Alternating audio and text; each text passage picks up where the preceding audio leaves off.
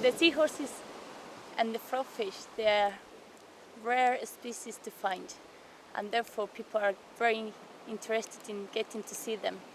They are important species in this island for two reasons. First reason, divers want to see them, and second reason, dive masters want to show them because normally they get tips for that. They have an economic value, a commercial value for the dive operators.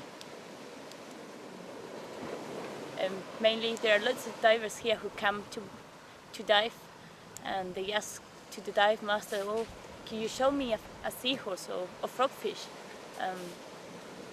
And if the dive master get to show them, then probably they will get a tip for that. So that's pretty exciting for the diver and for the dive master. Then I put this squirting on the water, 1 meter far away, 3 meters, 5 meters from the seahorse, and then I start counting how many squares with each species of coral, how many squares they have that species alive or dead, how many scars I find in each square thing, and then I do it over and over for 1 meter to 20 meters, one side to the seahorse and the other side of the seahorse, up and down.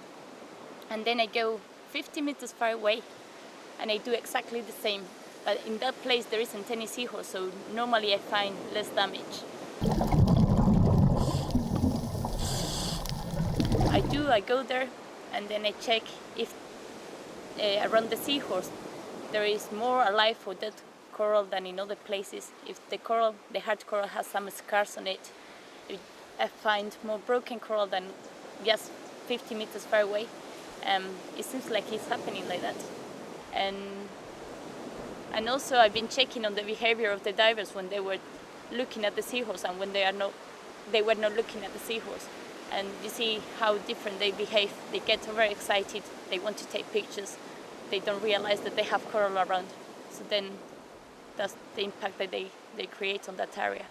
So I just suggest to the dive master, and just go to those places when there are not many divers with them. Also when the divers are good enough in the buoyancy, and when they have photographers, just hold on to them and make sure they don't touch the coral when they are trying to get the pictures.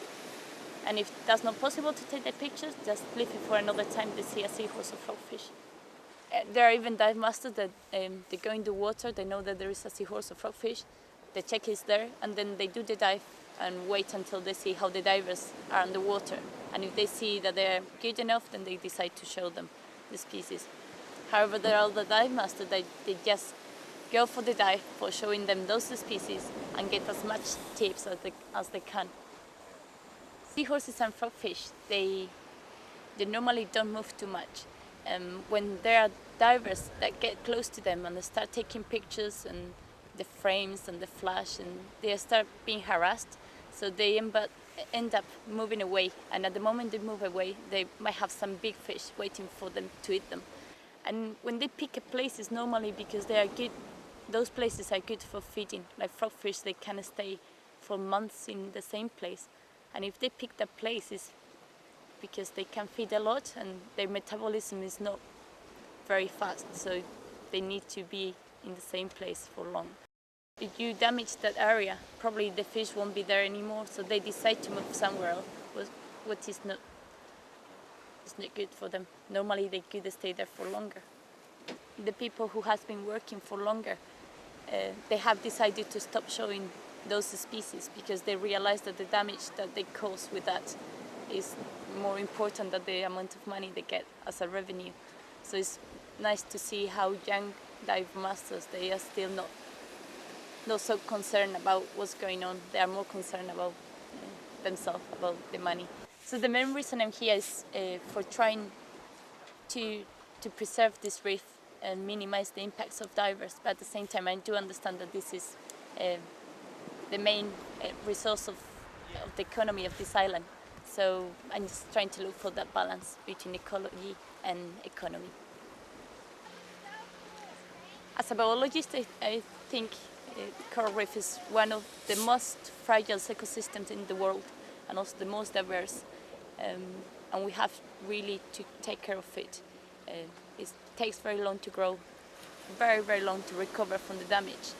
And two species of animals, they might be very interested, but they might not be that money worth it, that we kill the coral around them.